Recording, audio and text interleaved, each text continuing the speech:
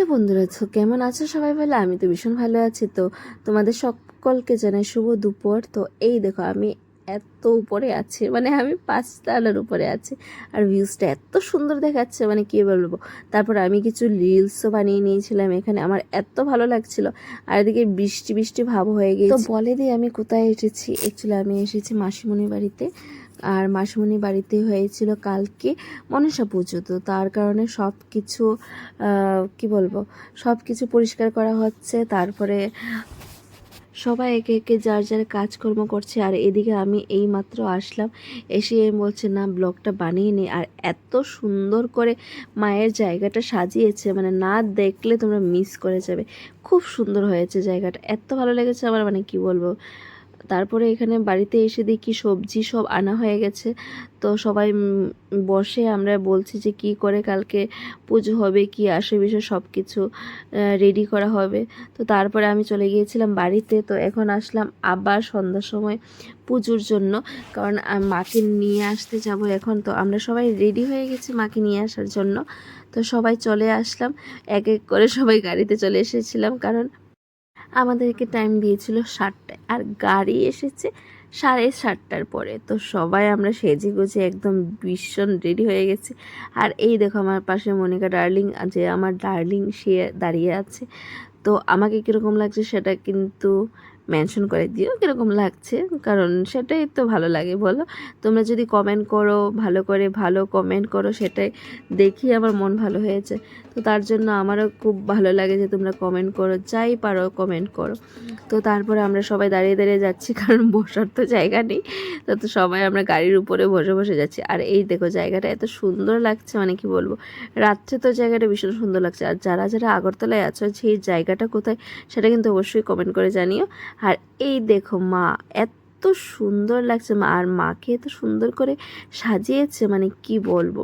তোমরা যারা আগরতলায় আছো তারা এই লক্ষ্মীনারায়ণ স্টুডিওতে চলে এসো, মানে প্রত্যেক মাকে এত সুন্দর করে ওরা সাজায়, মানে স্পেশালিটি ওর মুখটা এত স্মাইলিভাবে থাকে, মানে আমার তো ভীষণ পছন্দ হয়। কারণ এইদিকেতে আমি আমার বাড়িতে যখন বিবন্দাসিনী পুজো হয়েছিল, তখন আমি সেই ওদের কাছ থেকে বিবন্দাসিনী পুজো নিয়ে গিয়েছিলাম, বিবন্দাসিনী মাকে নিয়ে গিয়েছিলাম। তো তারপরে আমরা সব মাকে আবার নিয়ে আসলাম। এই দেখো মা মনসা, আর মা মনসাকে কীরকম লাগছে সেটা বলো কিন্তু। আর জানো আমাদের মা মনসা কী পরেছে? আমাদের মা মনসা পরেছে লেহেঙ্গা।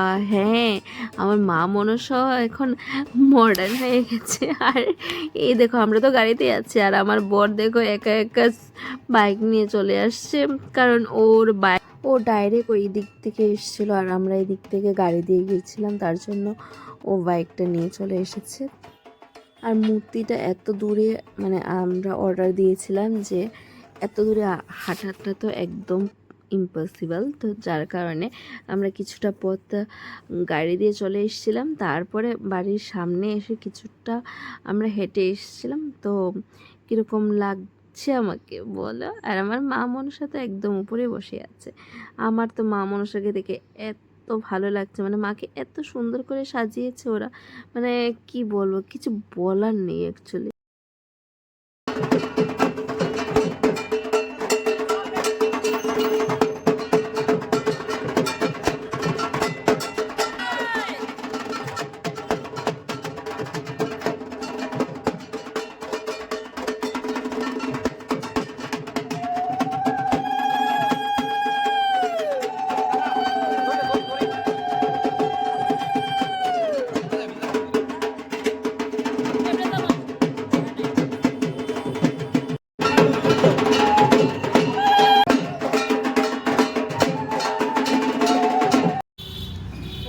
মহাদেব কি করে? মহাদেব ওই যাও না, সমস্যা নেই মাসি। এই তুই ফেরে খালি বয়া বই সমস্যা দাও। এ কিধর রে তুই? হ্যালো ঠিক আছে, ঠিক আছে এর এর কইলে আমরা বল তো ঠিক আছে। একটা বান্ধে দাও ভাই, না না লাগবে বেশি বান্ধে করলে ওই টাইট করলে আবার ডুবুতে দিলে থাকবে। এমনি যাও না, এমনি জায়গা তোর কিছু বলো আগে আগে যাও গেলে কি না ওই আমাদের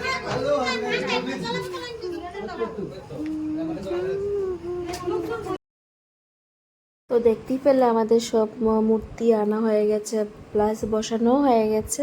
তো এখানে মামা মিষ্টির জন্য টাকা দিয়েছিল, তো আমরা মিষ্টি খেলাম। খেয়ে দিয়ে বাড়ি গিয়ে দেখি যে মাসিমণি তারা মামি তারা যা ছিল তারা সবাই মিলে সবজিগুলো কেটে রেখে দিয়েছে। তো আমাদেরও শুরু হয়ে গেছে, আমাদের তো আর কাটতেও হয়নি, কারণ অ্যাকচুয়ালি ওরা সবাই কেটে নিয়েছে। মামাও ছিল, মামা তো যায়নি মূর্তি আনতে, তো মামাও কেটে নিয়েছিল। তো মোটামুটি সব শেষ হয়ে গেছে, বাট শেষ হয়ে গেছে না, মানে পুজো বাড়িতে গিয়ে আর সব কিছু শেষ হয় সেটা তো হয় না। আর আমি অ্যাকচুয়ালি বাড়িতে চলে যাচ্ছি, কারণ বাড়িতে এখন মামামও বাড়িতে, মামাকে নিয়ে আসেনি, তার জন্য বাড়িতেই চলে যাচ্ছি। তো চলো টাটা বাই বাই, আজকের জন্য ব্লগটা এতটুকুই। মাকে কীরকম সাজিয়েছে সেটা কিন্তু কমেন্ট করতে একদম ভুলো না, আর আমাকে কেমন লাগছে সেটা কিন্তু অবশ্যই বলে দিও। তো চলো, দেখা হচ্ছে আমার সেই পুজোর ব্লগে আবার।